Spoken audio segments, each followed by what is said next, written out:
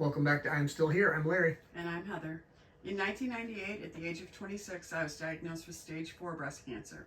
It changed everything for us, but I'm still here. Yes, you are. Welcome back to our second video in the series of 5 to Thrive. What the heck is 5 to Thrive? Video/podcast. You don't have to watch us. You're right. So, 5 to Thrive is a series that we are just beginning. We've done one episode that talks about kind of the 5 fundamental aspects of cancer, working, dealing with cancer from mental, physical, nutrition, family support, and medical aspect. So all of these different things that we just have found that when we look at all of them, there's a role for each of them to play throughout, dealing with cancer. In order to thrive. Yes. Or to give you the opportunity to thrive. Definitely seeing if any of these are absent, that is a big hole in you being able to thrive. Yeah. It's going to cause other things to not work as well or to go poorly. Yeah. So we are hitting on in our from diagnosis to treatment. So that period of time you've been diagnosed, or you're in the process of being diagnosed, or in the process, and you have not started treatment yet. What can you do physically? That's what we're going to talk about today. Yeah. So first, we should probably start out by talking about we're all different, right? Mm-hmm. We come to cancer at different ages, with different bodies, all sorts of things. You want to talk about that a little bit? Yeah. It is so different in how we all come to this, and there is not a one size fits all when it comes to what you can do physically. But Heather's, for example, diagnosed at 26 years old, was very physically fit at the time, very healthy at the time, not overweight at the time. None of those roadblocks that might get in the way of this were there. So, we can't give specific advice on this. Is you need to run 1 mile a day and then you need to do. That's not what this is. It's going to be much more tailored to individual people. But and not only that, when we talk about bodies, age. If you're in your 20s or 30s, boy, we all know that you can just do a lot more physically than you can even in your 40s and 50s. And then when we look at 60s and 70s, there is going to be different exercises and different levels of that exercise that you are going to be able to do, because the worst thing you can do is injure yourself. Yeah, I was just going to say too, I just think, obviously in some ways you have to work out a lot harder when you're younger and fit, right? to really go. Yes. Whereas something, now that I'm in my 50s, I can get a pretty good workout from a really fast walk and, that kind of thing. So. Yeah. So our last appointment was Heather's oncologist. She has done this for the last 10 years, 15 years or whatever, really, really hammering home body fat. Mm-hmm. And she didn't go into detail as far as what is the data showing, but I already know when she's hammering something like that home to the degree that she does, there is definitely a correlation between us being overweight and cancer. Whether that suppresses our immune system, whether our immune system is maybe not suppressed but put on hold to some extent, there is something behind that. And maybe she can't even tell you exactly why, but she knows the large majority of people who are being diagnosed and fighting this disease are overweight.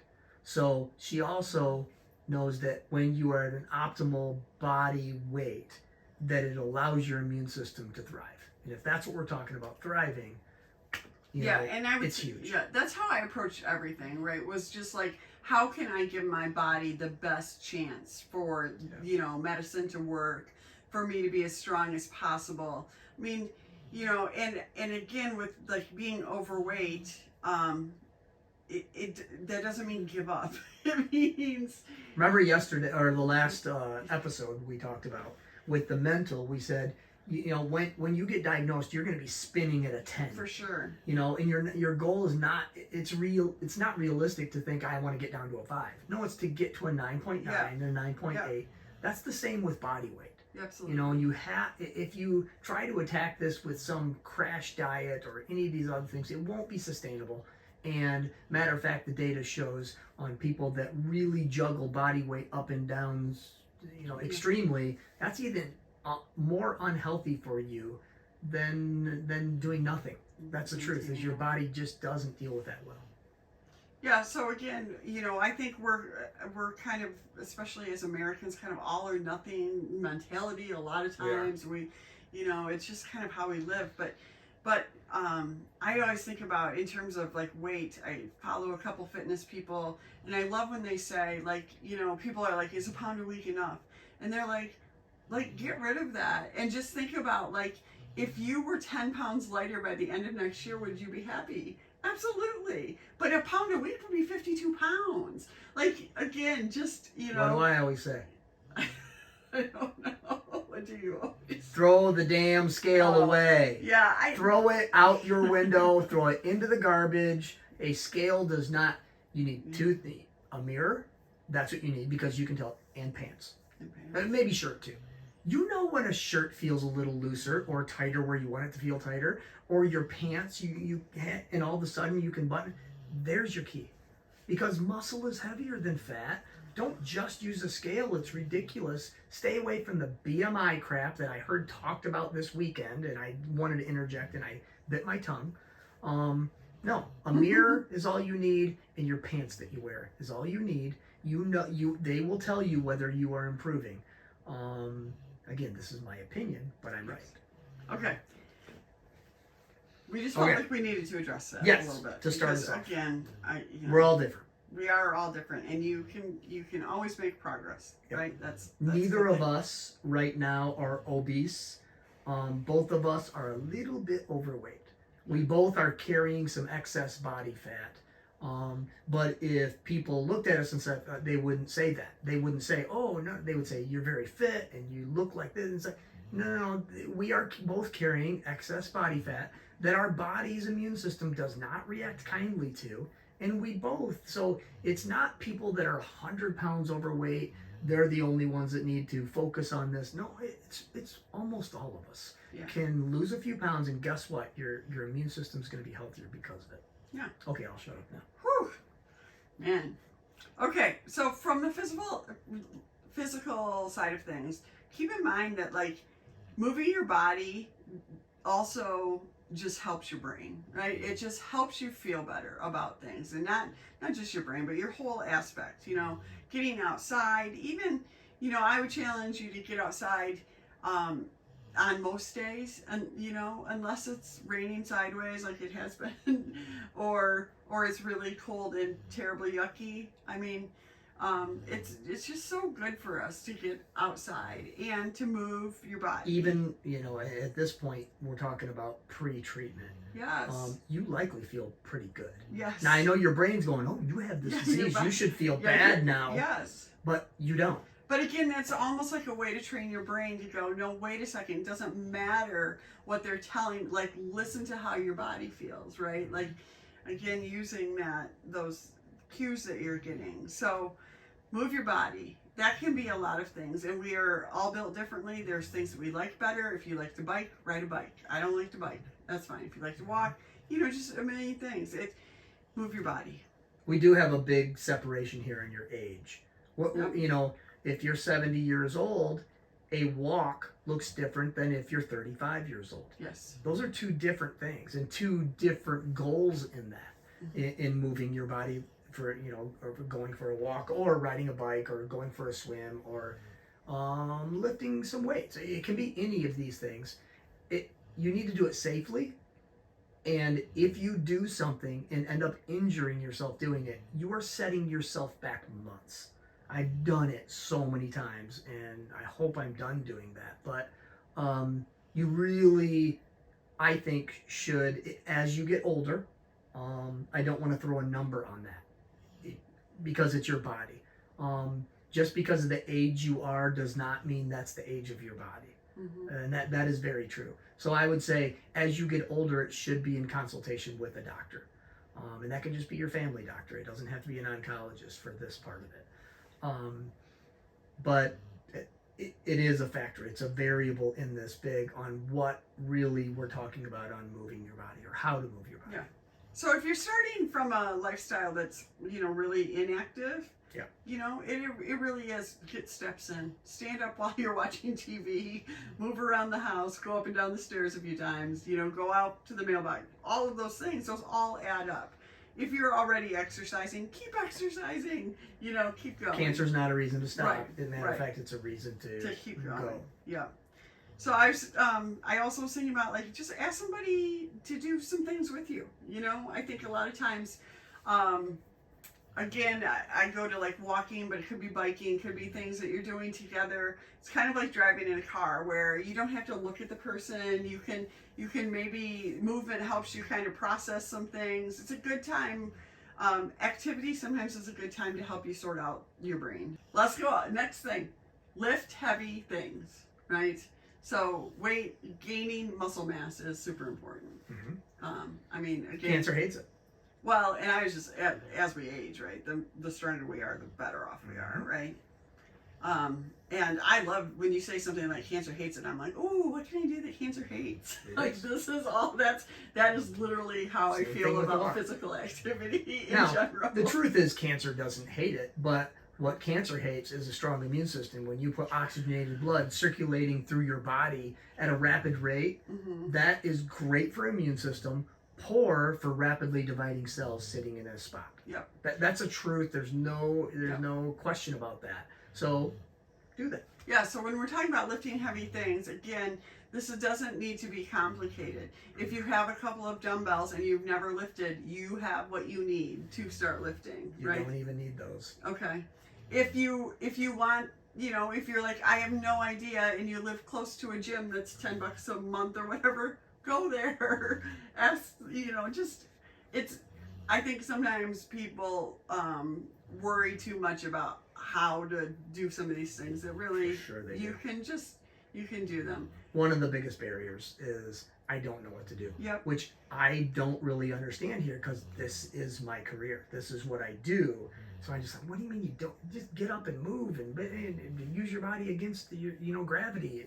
That's simple. Just think of things. Well, that's not, there are other areas where I would think the same thing. I don't know what to do. And the professional would think, what are you talking about? Yeah. Yeah. So I'm trying to understand that better. Well, there are lots of other resources. Helpful tools, right? YouTube, literally, just recently I put in on YouTube, hip back stretch, and boom, up comes all these videos. And then I was just looking for time. I was like, oh, I don't want to do 25 minutes. I'll do the 6 minutes one or whatever. So many resources right there. And when you look at and see they have just thousands and thousands or sometimes millions of plays, it's good. Yeah. I would figure most things at the top probably have the most plays, they're good. Right? They wouldn't be there if they weren't. So literally, even the things that you're thinking about in terms of exercise, if you want to be specific, put it in there. If you're just looking for something general, you can find that too. And don't think I can't do that. Yeah. Let's say you are 100 pounds overweight or 200 pounds overweight.